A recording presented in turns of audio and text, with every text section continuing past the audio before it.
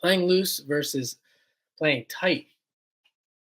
I don't really put that much importance on playing loose, and I'll tell you why. You can see there in the description a couple of the reasons why.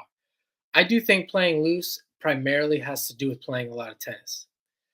So most people aren't playing a lot of tennis, and especially when it comes to coaching. I had this issue with players that I coached uh, all the time.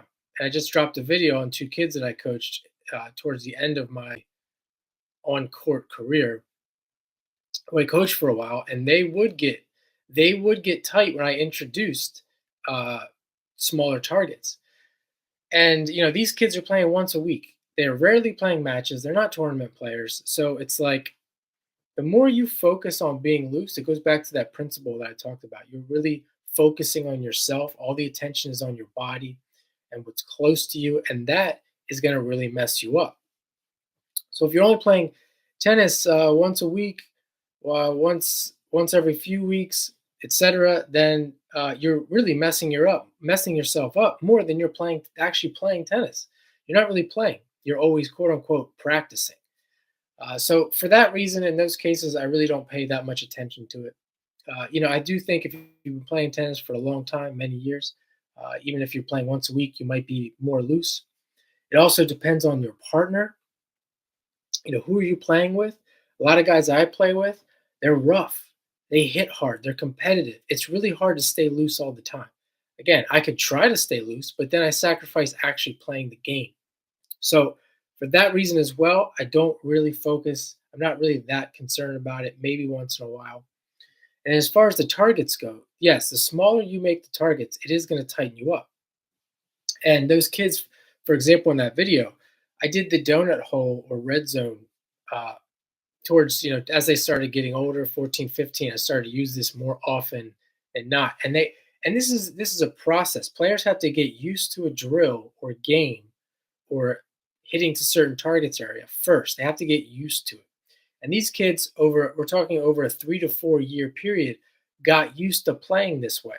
And this is also the reason why I hated having multiple coaches, because I'd be trying to get somewhere and then another coach would come in and start talking about, what their arm's doing and what their body's doing. And would talk about this. Oh, I might come on the court and say, you're so tight.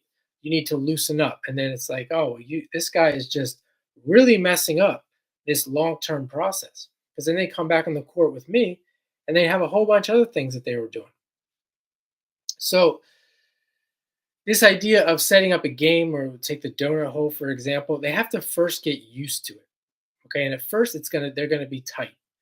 And once they get used to it, then they got to practice it. They got to get good at it. And then finally they master it. And you could also say they have to apply it to a match when, all the things I haven't even really covered anything about nerves, matches, and how, people watching you and how all of these things affect your tennis, affect everyone's tennis. I don't care who you are. And you have to get good at all of this. You have to get used to it first. So these are some of the reasons why, more cases, in most cases, worrying about being loose is just par for the course. It comes with the territory. It's part of the process. It's not really something that you focus on. I mean, 9 out of 10 players can come on a court with me, where they just step on the court, start playing, and the first thing I can say is, "You're tight. You're not loose." I mean, yeah, that's probably true. That's just an observation. That's all that is an observation. And how many coaches out there will do this?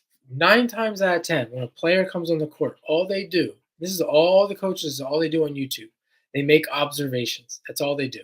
That's not coaching. Making observations and making people aware of stuff is exactly that. It's not learning, it's making people aware of things. And sometimes there's no need to really be aware of it at all. I mean, you could say that it's planting the seed, but for the reasons that I mentioned in the first few minutes of this video, are they ever going to get to a point where it's actually applied, where it actually matters? I'm not sure that they will. So these are observations. And I want to say as well about when players get into a match scenario and they actually go and play players, usually they get into rough scenarios, rough competitive scenarios, and they're going to tighten up. They're going to tighten up because the player is making them get tight. That's a function of them coping with the situation in order to do well, in order to succeed, in order to get the ball in. And they will have to tighten up. There's no way around it. And there are people that will watch this video. There are people around the world that will deny this all day long. And most of them don't play competitive tennis, or they play kind of like fake competitive tennis. This is kind of like going along with the club tennis. All these players that take lessons that are part of a club, they're not really ever playing against rough players. And I play against rough players right now. I'm not really uh, in this position where I play against players that are mindful of this, that care about this. I'm not to say that I wouldn't enjoy that or they don't want that. I'm just not. And uh, a lot of times you can't be picky because then you're never going to play tennis. So you got to go with it. There's gonna be times when you're loose. There's gonna be times when you're tight. Uh, and then as far as like if you want to be loose the whole match, you can probably do that against anybody, but you might lose. So if you're okay with losing all the time, by all means, focus on being loose. But I really don't see a problem, especially if you're hitting targets and you're playing the game. If you are loose and you're effective, because I'm sorry, if you're tight and you're effective, because you can still be effective and be tight. That's kind of like a uh, misconception. Uh, it might not be ideal, but that's competitive tennis. I mean, if you could play ideal tennis in a competitive arena, you probably never lose.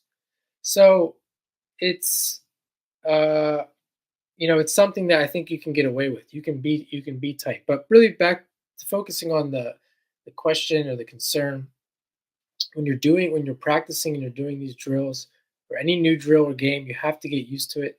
This is what a lot of players struggle with because they don't play enough tennis to ever get used to something. The donut hole is a perfect example. 90% of players, coaches, etc., will learn about this and they'll never use it for that reason because they can't ever put it into practice because the players are never going to get used to it. They don't play enough. They don't play enough with the intent of getting better. There has to be some element of fun, or else they're not going to play anymore. So these are all problems that have to do with this issue of being loose, being tight. And again, anytime you see a player that looks really loose, these are observations of their life. These are observations of their tennis and the situations that they're in, i.e., professional tennis player who's been playing 5 days a week for the last 10 years. Of course, they're going to be loose. So, not something that really can be forced upon a player and is really an ideal that in the real world will never be reached.